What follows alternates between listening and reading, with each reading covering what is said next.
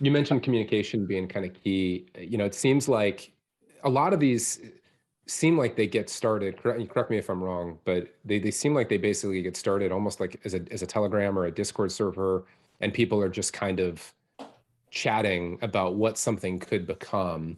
And they start tweeting it or whatever it is that they're doing, and they start folding more and more people into it. That communication layer and really like the community management layer seems to be like a very critical skill, and it's something that we've seen being under the importance of it being underestimated kind of in regular startup land and things like that, and as a sort of an essential skill set or a Yeah. force multiplier.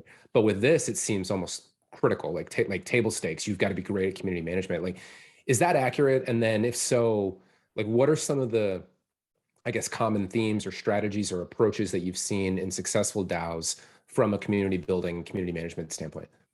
Yeah, I think community management becomes incredibly important as soon as you start getting close to the Dunbar number, right? The 200 people that a group can actually get to know one another.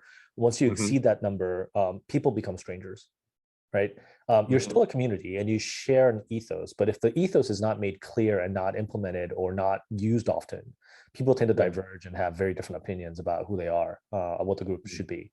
Um, Hmm. Entry points matter. How you get into the DAO matters a lot. So um, if you think of, let's say, Bored Apes, um, if you own a Bored Ape, you are a member of a community, right? Hmm. You don't know what the other purchasers of Bored Apes are like, but you share this asset in common. And now the software can define you as a community. Now, whether you're DAO or not, is a different question. But would you want to hang out with those people? How would you know, right? Hmm.